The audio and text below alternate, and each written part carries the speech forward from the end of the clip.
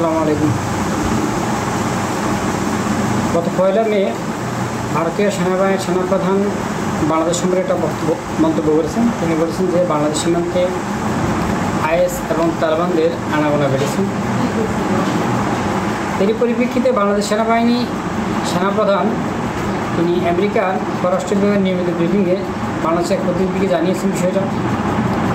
তিনি এ বিষয়ে আমেরিকান ব্রিফিংয়ে ওনাকে আমেরিকান যিনি ব্রিফিং দেন পররাষ্ট্র বিভাগে ওনার সাথে কথা বলার পরে উনি তখন তার জবাব বলছেন যে যদি বাংলাদেশ জঙ্গি আক্রান্তের শিকার হয় তাহলে সেক্ষেত্রে আমেরিকা বাংলাদেশের পাশে থাকবে। এখানে এই ছিল ঘটনা, কিন্তু এখানে আরও অনেকগুলো বিষয় আছে, যেটা হচ্ছে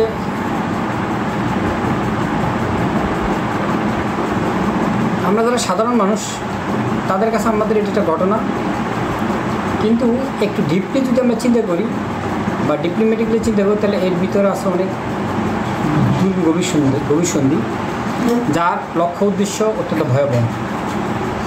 ভারত হঠাৎ করে বাংলাদেশের, আমরা যারা বাংলাদেশে বসবাস করি, আমরা যদি দেখি বাংলাদেশ সীমান্তে এখন পর্যন্ত কোনো জঙ্গি বা জঙ্গি তৎপরতা বাংলাদেশের বাইরে কোথাও নেই, কিন্তু ভারতের সেনাপ্রধান হঠাৎ বাংলাদেশ প্রসঙ্গে এই কথাটা বলার কারণ কি, এর পিছনে কী সন্ধি রয়েছে বা কী দুর্বিসন্ধি রয়েছে, এটা একটু বিশ্লেষণ করা দরকার। এতে এই কথা বলে ভারত কী বেনিফিট নিতে পারে এটা আমাদের একটু চিন্তা করা দরকার।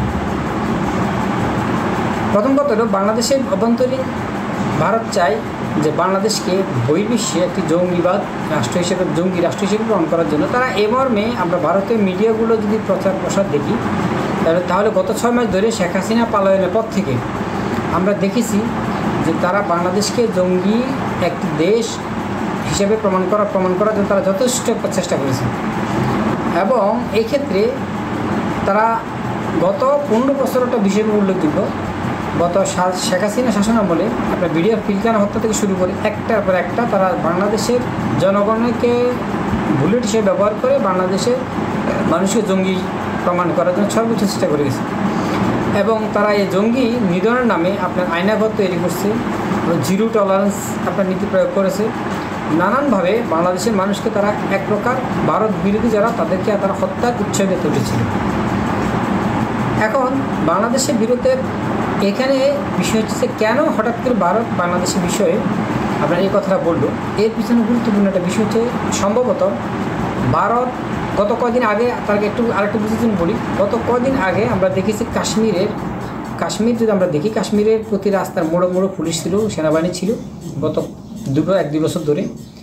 সেইখানে যখন কাশ্মীর এই যে জঙ্গি হামলাটা হয়, সেই যে অঞ্চল ট্যুরিস্ট অঞ্চল, ওখানে তার 2 দিন আগ থেকে কোনো সেনাবাহিনী ছিল না। এবং আমরা যদি মিডিয়াতে কাশ্মীরে সেখানকার সেনাবাহিনী বা সেখানকার প্রশাসনের লোক আর স্থানীয় লোক, হিন্দু বিভিন্ন ধর্মাবলম্বী বিভিন্ন শ্রেণীর লোক থেকে আমরা যে তথ্য মিডিয়াতে পাই আল জাজিরার রিপোর্ট সহকারে, সবগুলোতে এটা প্রমাণিত হয় যে সেখানে আপনার ভারত সরকার এটা পরিকল্পিতভাবে কাশ্মীরকে একটি জঙ্গি স্থান হিসাবে অভিহিত করার জন্য এটা পরিকল্পিত একটা দুর্ঘটনা ঘটিয়েছে। ঠিক তারা চায় বাংলাদেশ সীমান্তে এরকম একটা অথবা বাংলাদেশ অভ্যন্তরে এরকম একটা জঙ্গি হামলা বা এরকম একটা ঘটনা ঘটানোর জন্য। তাতে করে তাদের বেনিফিট কী হবে, পশ্চিমা বিশ্বের কাছে তারা প্রমাণিত করবে যে বাংলাদেশ একটি জঙ্গি রাষ্ট্র। এখন এতে করে পশ্চিমা বিশ্বের যে আমাদের সাথে যে সখ্যতা রয়েছে বর্তমান, সেটাকে আপনার রুখে দেওয়া সম্ভব হবে। এর থেকে পরিত্রাণ উপায় কী? এ থেকে একটা পরিত্রাণ উপায়, আচ্ছা, এ থেকে পরিত্রাণ উপায়টা পরে বলি। এখন আপনাকে গ্লোবালি এটা চিন্তা করতে হবে বিষয়টা নিয়ে।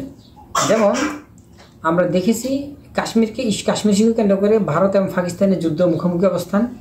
এই অবস্থাতে ভারতের পক্ষে আমরা যতটুকু ভারতীয় মিডিয়াগুলো থেকে যেটুকু বুঝি তার থেকে স্পষ্ট এটুকু যে ভারতের সাথে একা বা পাকিস্তানের সাথে একা ভারত ফেটে উঠতে পারবে না।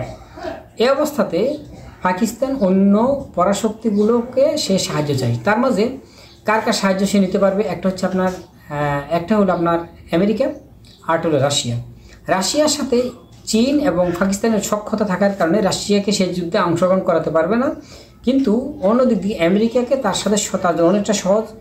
প্রিভিয়াস বা আপনার এরা বর্তমান ডোনাল্ড ট্রাম্পের আগে যারা ছিল তাদের সাথে ডোনাল্ড ট্রাম্পের তাদের সাথে যদি সখ্যতা কম ছিল, কিন্তু ডোনাল্ড ট্রাম্পের পূর্ব পিরিয়ডে নরেন্দ্র মোদীর সাথে বন্ধুত্ব সম্পর্ক ছিল, সেটা রিসেন্ট সে অবস্থানটা বাংলাদেশ নিয়েছে, যার কারণে নরেন্দ্র মোদীর সাথে একটা আপনার ডোনাল্ড ট্রাম্পের দূরত্ব বৃদ্ধির কারণে এখন বাংলাদেশের ইস্যুতে বা পাকিস্তান ইস্যুতে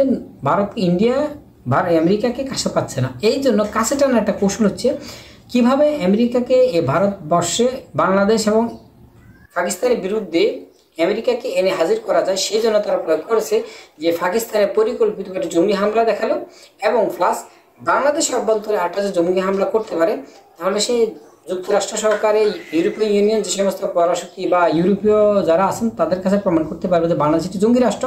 তখন তারা জঙ্গি নিধনের নামে তারা ইন্ডিয়ার সাথে সরাসরি সম্পৃক্ত নেবে এবং ইন্ডিয়াকে অস্ত্র দিয়ে সৈন্য দিয়ে এবং ন্যাটো দিয়ে তারা সহযোগিতা করবে।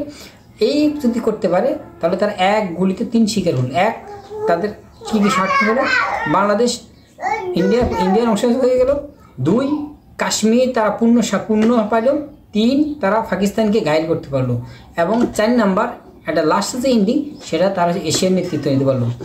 এখন আমাদের মিস্টার ওয়াকারুজ্জামান তিনি যেটা করলেন, তিনি সেটা না বুঝে তিনি জাতির সাথে যেটা করছেন, জাতি অপূরণীয় একটা ক্ষতি করেছেন। তিনি যখন যুক্তরাষ্ট্রের আপনার ইন্ডিয়ার সেনাপ্রধান যখন কথা বললো যে বাংলাদেশের অভ্যন্তরীণ আপনার জঙ্গি হামলা বা বাংলাদেশ সীমানায় জঙ্গি হামলা আছে, তখনই যখন ভারত সেনাপ্রধান যখন কথা বললেন যে বাংলাদেশ অভ্যন্তরে বাংলাদেশের আশপাশে বা সীমান্তবর্তী অঞ্চলে জঙ্গিদের আনাগোনা আছে, ঠিক তখনই বাংলাদেশ সেনাবাহিনী তার সত্যতা প্রমাণ করলে যে আমার ঘরে জঙ্গি আছে, তার প্রমাণ হিসেবে তিনি যুক্তরাষ্ট্রের প্রতিরক্ষা বিভাগের নিয়মিত ব্রিফিংয়ে এই কথাটা বললেন। তিনি স্বীকার করলেন যে বাংলাদেশে জঙ্গি আছে। এখন যদি ভারত সরকার বা ভারতের সেনাবাহিনী যদি বাংলাদেশ সীমান্তে কোনোভাবে আপনার এই হামলা করে অথবা বাংলাদেশে কোনো একটা দুর্ঘটনা ঘটায়, তাহলে এটা বহির্বিশ্বের কাছে আমরা কোনোভাবে প্রমাণ করতে পারবো না যে এটা ইন্ডিয়া কর্তৃক একটা চাল, যেটার মাধ্যমে তারা বাংলাদেশের জঙ্গি উত্থান ঘটিয়েছে। ধরেন ইন্ডিয়ার বর্তমানে গুপ্তচরের মাঝে বেশি দূর লাগবে না, ইন্ডিয়ার কোনো চর লাগবে না। ইন্ডিয়া যদি শুধুমাত্র অস্ত্র দিয়ে বাংলাদেশের যে পরাজিত শক্তি ফ্যাসিবাদী খুনি হাসিনা দর্শকদেরকে যদি তারা যে অস্ত্রায়ন করে, তাহলে তারাই যথেষ্ট সম্ভব, তারাই আল্লাহু আকবার বলে ধ্বনি দিয়ে তারা একটা জঙ্গি হামলা ঘটিয়ে দিল, আর সমস্ত বিশ্বের কাছে প্রমাণিত হলো যে বাংলাদেশ একটি জঙ্গি রাষ্ট্র। বাস এইটুকুই যথেষ্ট। তারা 1 গুলি 3 শিকার করতে পারবে। 1 নম্বর হচ্ছে কাশ্মীর, জম্মু কাশ্মীর এবং আজাদ কাশ্মীর দুটোই তারা দখল নিতে পারবে। নাম্বার 2, ভারত পাকিস্তানের বিজয়ে যুদ্ধের মাঝে চূড়ান্ত বিজয় লাভ করতে পারে ভারতকে। নাম্বার 3, বাংলাদেশে যদি তারা আগ্রাসন চালায়, সেই ক্ষেত্রে তারা আমেরিকার সহযোগিতা পাবে, প্লাস বাংলাদেশে তারা সার্বভৌমত্ব তাদের অধিকার প্রতিষ্ঠিত হবে, তাদের করায়ত্ত হবে। এই হচ্ছে তাদের প্ল্যান। তাদের যদি আমরা যারা রাজনীতি করেন অথবা যারা ডিপ্লোম্যাটিক আছেন, আপনাদের অবশ্যই তাদের প্রতিপক্ষের স্ট্র্যাটেজিটা এটা বুঝতে হবে, তাদের রাজনীতি থিসিসগুলো বুঝতে হবে। আপনি যদি তাদের রাজনীতি থিসিসগুলো না বুঝেন, তাদের রাজনীতির পরিকল্পনা প্ল্যানগুলো যদি না বুঝেন, তাহলে আপনার জন্য উচিত নয় যে এত বড় গুরুত্বপূর্ণ স্থানে বসে থাকা। মিস্টার ওয়াকারুজ্জামান, আপনার আরও সচেতন হওয়া উচিত ছিল। যে কথাটা আপনি বলেছেন তা কীভাবে যাত্রী ক্ষতিপূরণ করবেন সেটা আপনি ভালো জানেন। আসসালামু আলাইকুম।